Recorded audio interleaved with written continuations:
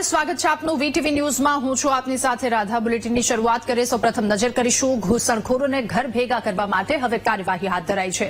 પહેલગામ આતંકી હુમલા પછી ગુજરાત પોલીસની સૌથી મોટી કાર્યવાહી। ગુજરાતમાં છુપાયેલા બાંગ્લાદેશીઓને ઓળખી પરત મોકલવા માટેની તૈયારીઓ શરૂ કરી દેવાઈ છે। અમદાવાદમાં બાંગ્લાદેશીઓની ઓળખ કરવા જતા મહિલાઓએ હોબાળો મચાવ્યો હતો। ચંડોળા તળાવમાં ડોક્યુમેન્ટ વેરિફિકેશન થતા મહિલાઓ વિફરી। અમદાવાદ ક્રાઇમ બ્રાન્ચ બહાર બાંગ્લાદેશીઓએ હોબાળો કર્યો છે। ડોક્યુમેન્ટ વેરિફિકેશન સમયે મહિલાઓએ હોબાળો કર્યો। બાંગ્લાદેશી મહિલાઓએ પોલીસકર્મીની સાથે ઝપાઝપી કરી હોવાના દ્રશ્યો પણ સામે આવ્યા। તમામ વાતો બાંગ્લાદેશીઓના ડોક્યુમેન્ટનું વેરિફિકેશન કરવામાં આવી રહ્યું છે। ડોક્યુમેન્ટ વેરિફિકેશન પછી ડિપોર્ટની કાર્યવાહી હાથ ધરવામાં આવશે।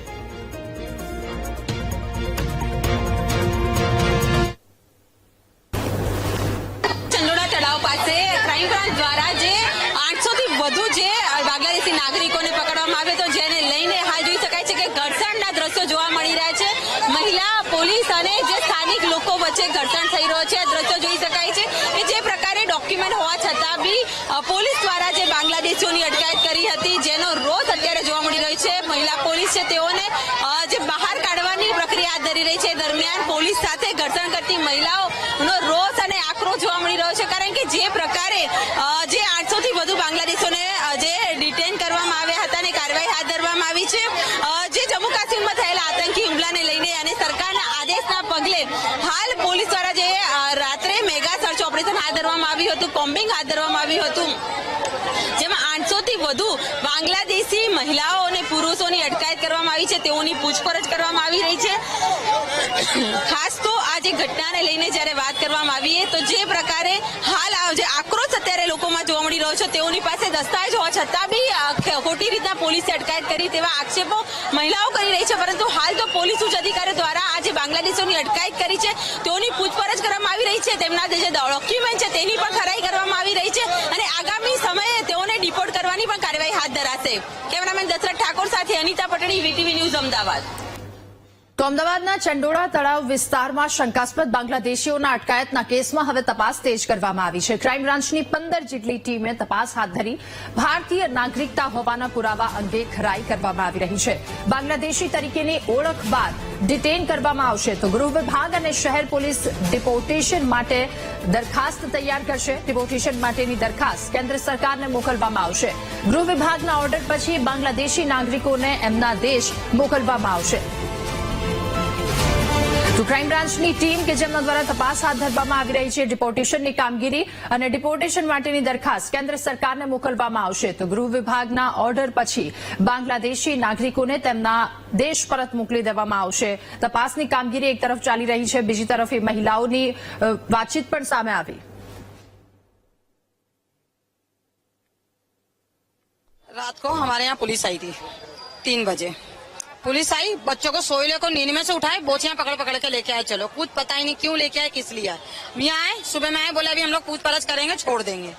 बिठा के रखे आधी कलाक, बोले अभी पूछपरछ करेंगे, छोड़ देंगे खरीद उफेरी के अंदर। वहां से लेके अंदर गए, अंदर लेके डब्बा भर के पता नहीं कहाँ लेके गए। अब जब हमको मालूम ही नहीं तो हम तो पूछेंगे ना कि कहाँ जा रहे। छोटे छोटे बच्चे हैं हमारे, मेरा जवाई है, मेरी लड़की, उसके दो बच्चे हैं, उसका जेठ है, उनके बच्चे हैं और उसकी तो मम्मी भी यहाँ नहीं है। अगर आप लाए हो तो बोलो तो सही कि हम ये चीज के लिए लाए हैं, हमको बताओ तो सही, गुनाह तो बताओ हमारा। और जब हमको बोला प्रूफ लाओ, तुम्हारा कोई कसूर नहीं, प्रूफ लेके हम प्रूफ सुबह से लेके आके बैठे, ना प्रूफ देख रहे हैं, ना हमको बुला रहे हैं, ना बच्चे दिखा रहे हैं। हमने अभी तक बच्चों की शक्ल भी नहीं देखी है कि हमारे जमाई कहाँ है, हमारे बच्चे कहाँ है, वो चीज में हमको नहीं पता।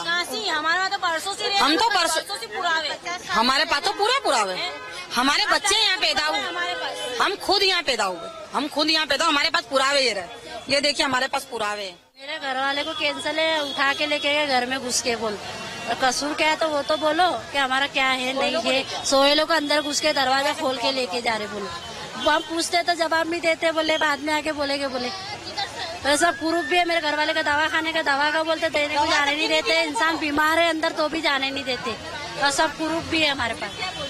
पुलिस तो जाने नहीं देते, क्या बोलेगी, छोड़ देंगे छोड़ देंगे।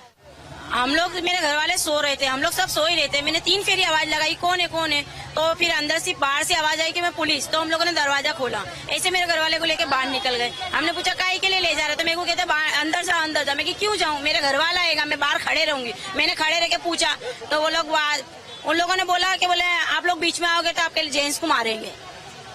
तो फिर मैं कुछ नहीं बोली, मैं चुप हो गई। हम वहाँ भी गए थे अपने सूर्यनगर पुलिस चौकी, वहाँ पे ताला था, तो हम लोग वहां से वापस आए। वहां से आए तो मेरे घर वाले का फोन आया, क्योंकि मेरे घर वाले फोन लेकर आए यहाँ पे।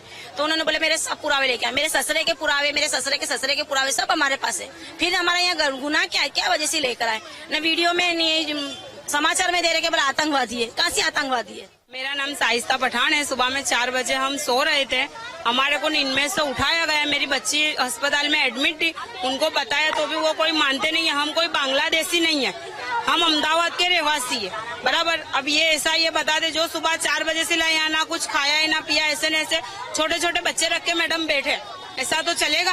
कुछ बोल के नहीं गए, चलो उठो उठो बोले, चलो बोले साथ में चलो बोले, तो बोला तो कोई कुछ जवाब ही नहीं दे रहे। बोले अभी छोड़ देंगे, अभी छोड़ देंगे। सुबह 4 बजे की बात है, नींद में से उठा के लेके गए। घर में सोए इंसान को उठाया, क्या गुनाह क्या करा उन्होंने, इतना तो बतावे ने कि भाई गुनाह क्या करा।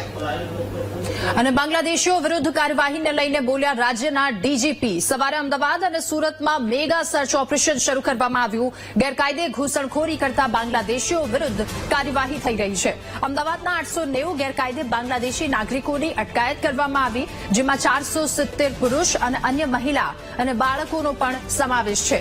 સુરતમાંથી 135 ગેરકાયદે બાંગ્લાદેશી નાગરિકોની અટકાયત કરવામાં આવી, તો સ્થાનિક પોલીસે કેન્દ્રીય એજન્સીઓને સાથે રાખી પૂછપરછ હાથ ધરી છે। મહત્વના પુરાવાઓ મેળવી બાંગ્લાદેશીઓને પરત મોકલવામાં આવ્યા।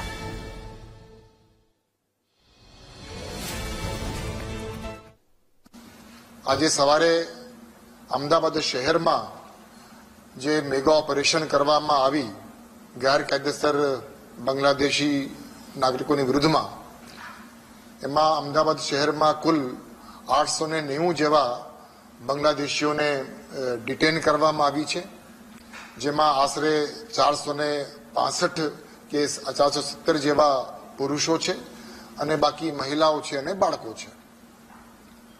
એની સાથે સાથે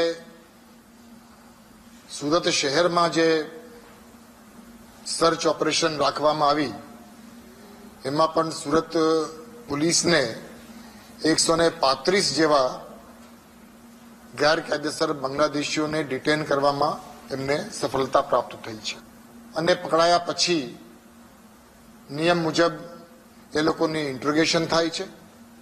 ઇન્ટ્રોગેશનમાં સ્થાનિક પોલીસની સાથે સાથે રાજ્ય સરકાર અને કેન્દ્ર સરકારની અલગ અલગ સંસ્થાઓને સાથે રાખીને જોઈન્ટ ઇન્ટ્રોગેશન કરવામાં આવે છે।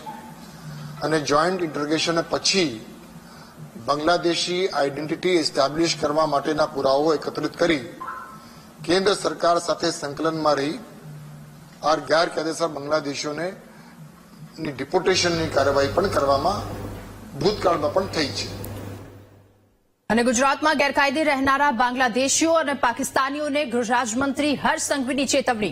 આ મુદ્દે તેમણે જુદા જુદા જિલ્લાઓમાં અને શહેરોમાં પોલીસ અધિકારીઓ સાથે વિડીયો કોન્ફરન્સ યોજી, જે બાદ તેમણે કહ્યું કે ગુજરાતમાં જે બાંગ્લાદેશીઓ અને પાકિસ્તાનીઓ ગેરકાયદે રહે છે તેઓ પોલીસ સમક્ષ વહેલી તકે સરેન્ડર કરે, નહીં તો તેમના વિરુદ્ધ કડક કાર્યવાહી કરવામાં આવશે। આ ઉપરાંત તેમણે કહ્યું કે બાંગ્લાદેશીઓને આશરો આપનારા લોકોની પણ ખેર નહીં રહે।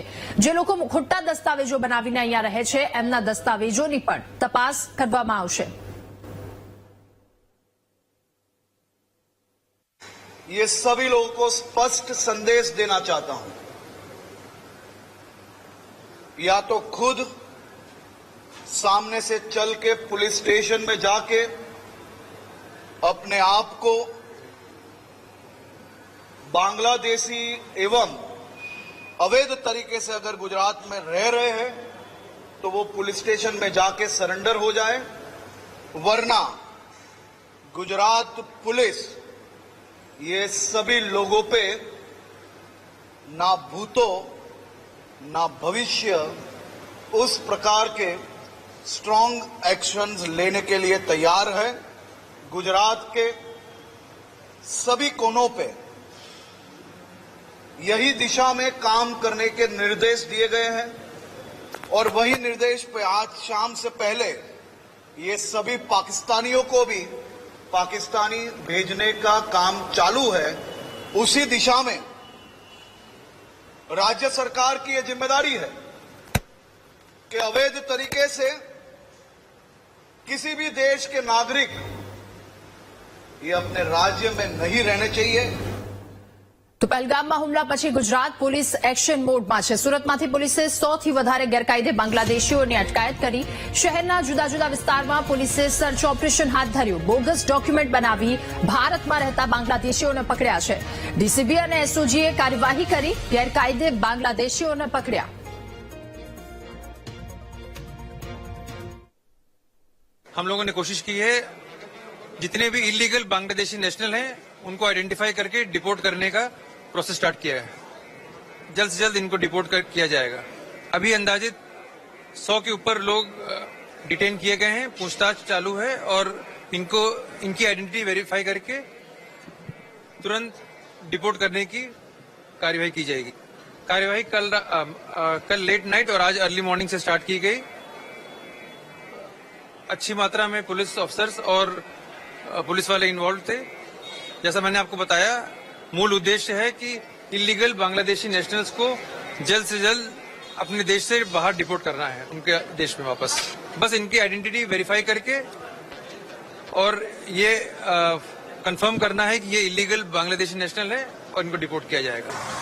જમ્મુ કાશ્મીરમાં આતંકી હુમલા બાદ શહેરમાં વસતા ગેરકાયદેસર પાકિસ્તાની હોય કે બાંગ્લાદેશી તમામને પકડવા માટેનું એક સર્ચ ઓપરેશન હાથ ધરવામાં આવ્યું હતું, જેમાં મોટી સંખ્યામાં હાલ સુરત શહેર પોલીસ દ્વારા કાર્યવાહી કરાઈ છે.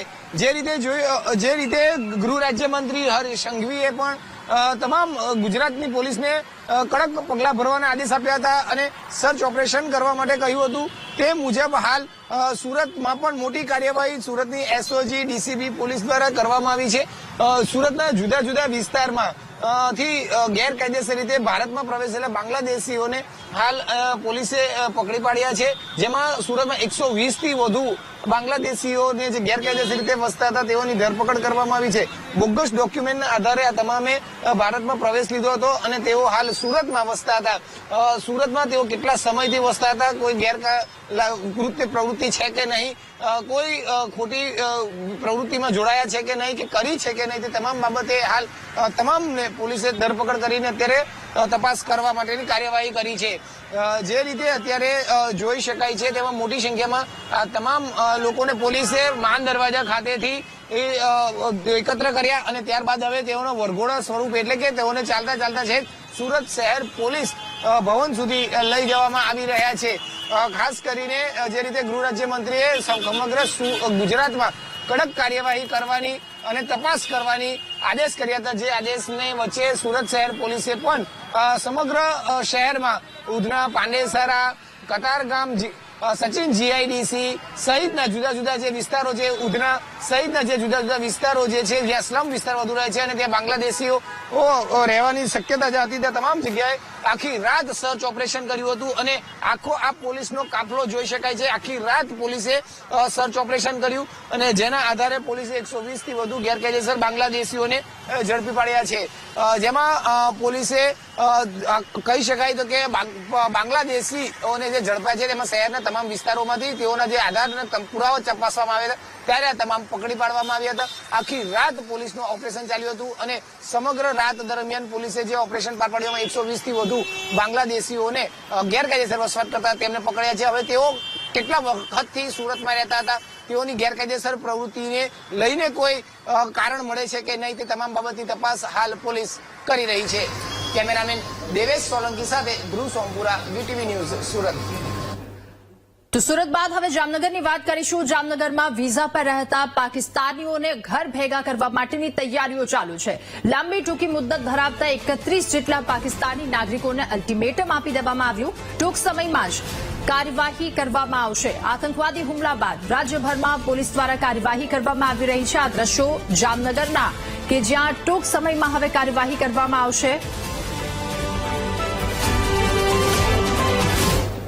અત્યારે આની જે બધાની જે કાર્યવાહી છે આ ચાલુ છે અને પોલીસ દ્વારા અલગ અલગ ગ્રુપથી અત્યારે ઇન્વેસ્ટિગેશન ચાલે છે અને જે પણ અમે આગળની કાર્યવાહી થશે આ કાર્યવાહી આપણે હું ધ્યાન અપાવશું.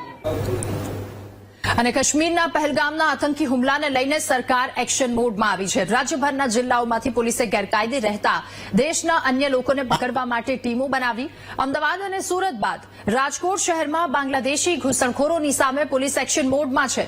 શહેરના જુદા જુદા વિસ્તારોમાં ગુપ્ત સર્ચ ઓપરેશન કરવામાં આવી રહ્યું છે, તો રાજકોટમાં SOG, crime branch, EOW, A division police સહિતની ટીમોએ સઘન ચેકિંગ હાથ ધર્યું છે. બાંગ્લાદેશીઓના ડોક્યુમેન્ટ્સ તપાસી પૂછપરછ પણ શરૂ કરવામાં આવી રહી છે.